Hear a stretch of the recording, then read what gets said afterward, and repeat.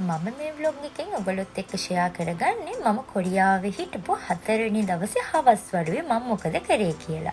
ඉතින් මම මීට කලින් දාපු vlog එක බලපු කෙනෙක් නම් දන්නවනේ මම කොරියාවේ හිටපු 4 වෙනි දවසේ උදේ මොකද කරේ කියලා. ඉතින් මම 4 වෙනි දවසේ උදේ හැම්බොක් එකක් ඇන්දා. ඉතින් හැම්බොක් එක ඇඳලා ඒ පැත්ත චුට්ටක් ඇවිදලා කරලා මම එකපාරක් හොටෙල් එකට ආවා. ඊට පස්සේ මම යන්න පිටත් වුණා මගේ හවස් වරුවේ ලොකේෂන් එක බලන්න. ඉතින් මම ගියේ යොන්ගි දේචංගු පාක් එක බලන්න. ඉතින් මේ පාක් එක තියෙන්නේ සෝල් වල ඉඳන් පැය 2මාරක විතර දුරින්. මේ පාක් එකේ තමයි අපි චූටි කාලේ ඉඳන් ආස කරපු සුජාත දියණිය. එහෙම නැත්නම් චංගුමීගේ ලොකේෂන් එක වෙන්නේ.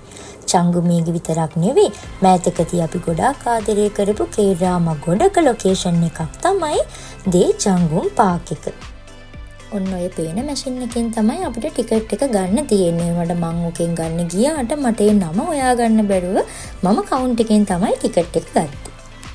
වීඩියෝ එක දිගටම බලලා ඔයගොල්ලෝ බලපු කේඩ්‍රාමා වල ලොකේෂන් එකත් මෙන්න මේ වීඩියෝ එකේ කොයි හරි තියෙනවා නම් කමෙන්ට් එකක් දාගෙන යන්න අමතක කරන්නත් එපා. එහෙනම් අපි වීඩියෝ එක බලමු.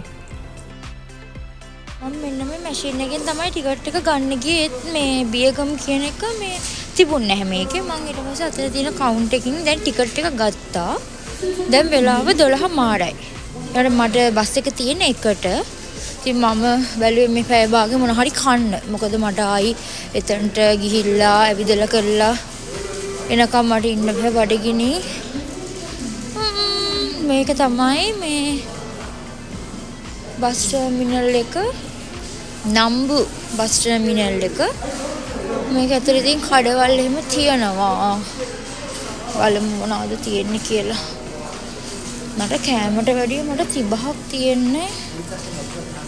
මම දැන් එද්දි වතුර බෝතලයක් ගත්තා. ඒ වතුර බෝතලෙම බිව්වා. මට පුදුම 30යි.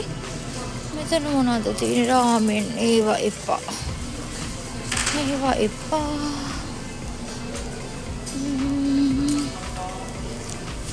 මෙතන මොනවද දන්නේ මේ කඩේ පාන්ද? කඩේ පාන් පැණි රස කන්න බෑ. මට බන් කන්නත් බෑ. ඒවත් එපා. බලමු අර පැත්තට ගිහිල්ලා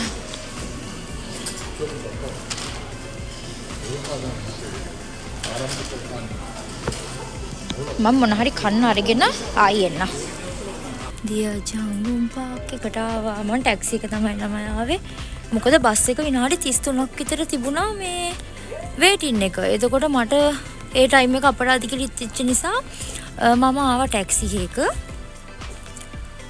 ඉතින් ඇතුළට යන්න තමයි දෙන්නේ. බලමු ඇවිදින්න තමයි තියෙන්නේ. මේක ගොඩාක් ලොකු එකක්. ටැක්සි එකේ සාමාන්‍ය වොන් 8000ක් කියලා තමයි තිබුණේ. ඒකට එයා මගේ වොන් 11000ක් ගත්තා. වෙලාව හැටියට කමක් නැහැ කියලා හිතුණා. මොකද මට ඉක්මනට වැඩ ටික කියන්නේ තැන් ටික බලන්න යන්න පුළුවන් නිසා. අන්න ඉන්න අපේ චෝනලා ටික.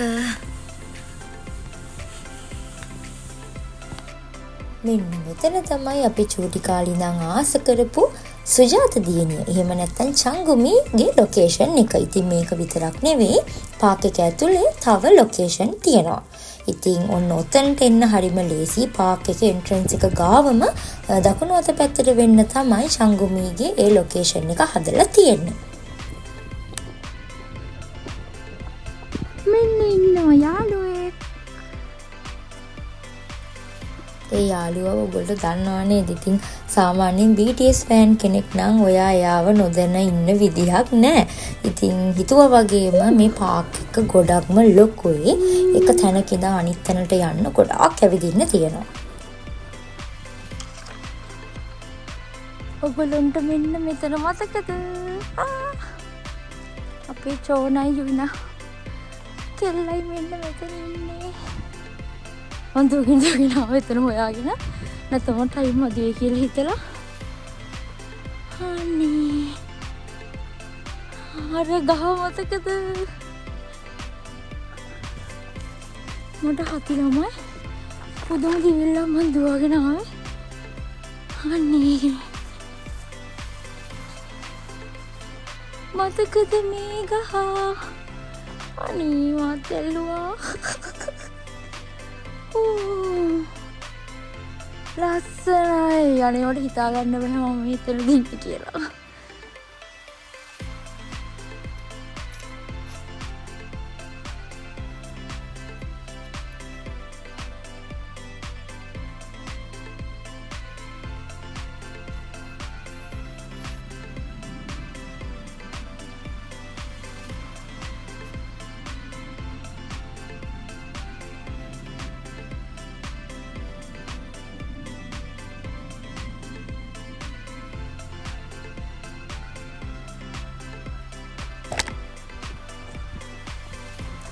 අර ඈතින් පේන්නේ හිරගෙදර. ඔයගොල්ලන්ට මතකද දන්නේ? චෝනගේ කතාවෙත් තියෙනවා හිරගෙදර.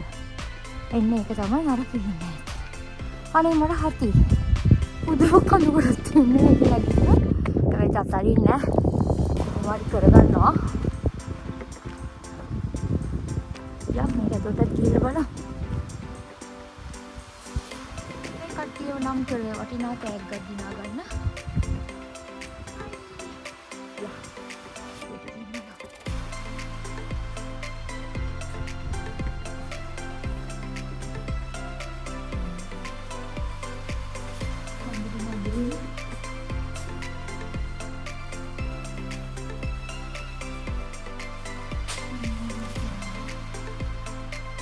තමයි ඉතින් කියලා තිබ්බේ.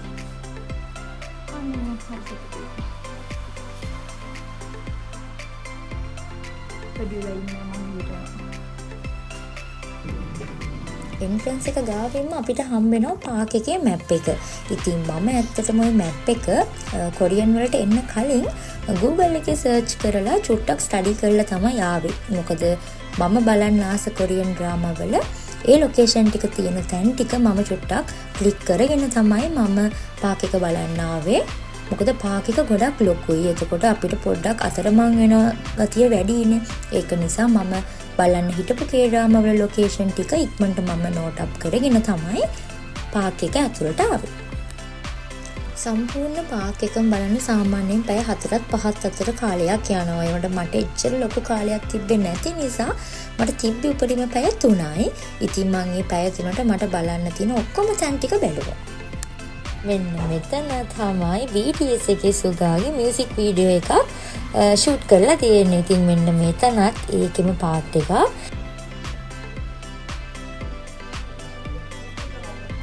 එන්ට්‍රන්ස් එක ගාවින් හම්බෙන මැප් එකේ අපිට මේන්ලි බලන්න ඕන තැන් මෙන්ෂන් කරලා තමයි තියෙන්නේ. ඒ කියන්නේ මේන් පැලස් එක, ක්වීන් පැලස් එක, ඒ වගේම කේඩ්‍රාමා ලොකේට් කරපු තැන්, ඒ වගේ ඒවා මේ මැප් එකේ මෙන්ෂන් කරලා තියෙනවා. මැප් එකේ නැති තැන් වුණත් ඒගොල්ලෝ පාක් එකේ තැනින් තැන ලස්සනට සෙටප් කරලා තමයි තියෙන්නේ. ඒ කියන්නේ කේඩ්‍රාමා එකක් ලොකේට් කරපු තැනක් නම් ඒ කේඩ්‍රාමා එකේ රූප සහිතව ඒගොල්ලෝ ලස්සනට ඒක සෙටප් කරලා තියෙනවා. බලන්න එන කෙනෙකුට ඉක්මනට ඒක තේරුම් ගන්න ලේසි පහසු වෙන විදිහට. මම මුලින්ම මෙන්ෂන් කරන්නේ ඒගොල්ලන්ට මේ පාක් එක ගොඩක් ලොකුයි කියලා. ඉතින් ලොකුයි නිසා මෙහෙම ගොඩක් ක්‍රවුඩ් එකක් නැහැ. මම ගියපු දවසෙත් මට තව එක තායිවාන් ගර්ල් කෙනෙක් හම්බුණා. ඉතින් එයයි මම එකට ඇතුළට ගියාට අපි දෙන්න වෙන වෙනම තමයි පාක් එක බැලුවේ. සීසන් කාලෙට සාමාන්‍යයෙන් ගොඩක් කට්ටිය පාක් එක බලන්න එනවා ඇති. ඉතින් මම ගියේ මාර්තු මාසෙ මුල නිසා එම ලොකු කට්ටියක් හිටියේ නැහැ. මෙන්න මේක තමයි ක්වීන් පැලස් එක. ඇත්තටම මාත්‍රම වීඩියෝ ගත්තේ නැහැ. මට වීඩියෝ කරලා ටයිම් අද වෙන හින්දා මෙන්න මේක.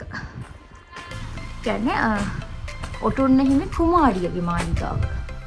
ක්‍රවුන් ප්‍රින්සස් හෝල් කියලා තමයි තියෙන්නේ.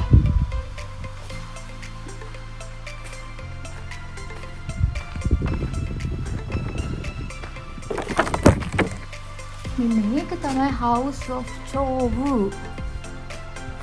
කියන එක ෂූට් කරලා තියෙන්නේ.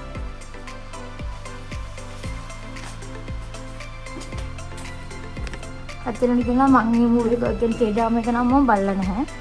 ඒ වුණාට මෙන්න මෙතන ගහලා තිබ්බා. ඒකින් ඉතින් House of Chowu පාක් එකේ කට්ටිය නැහැ කියලා එහෙම බය වෙන්න දෙයක් නැහැ. මොකද පාක් එකේ සිකියුරිටි කරන අය සැරින් සැරේ හිට මෙහෙට යනවා.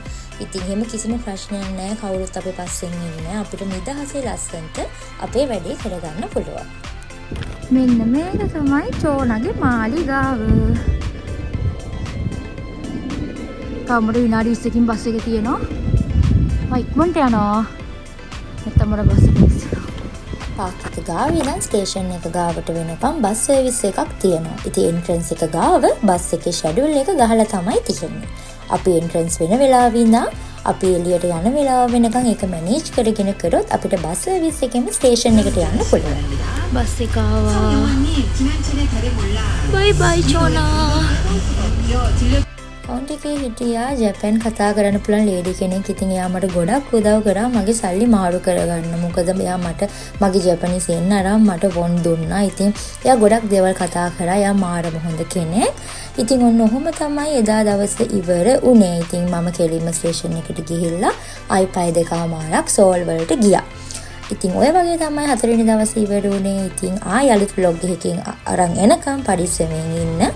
ඔගලන්ට මොන හරි මගෙන් දැනගන්න දේවල් තියෙනවා නම් කමෙන්ට් එකක් දාගෙන යන්න. ඉතින් මට පුළුවන් විදිහට මම vlog එකක් ඔගලන්ට අරගෙන එන්න. එහෙනම් අලුත් vlog එකකින් ආයි එනකම් පරිස්සමෙන් ඉන්න. බයි බයි.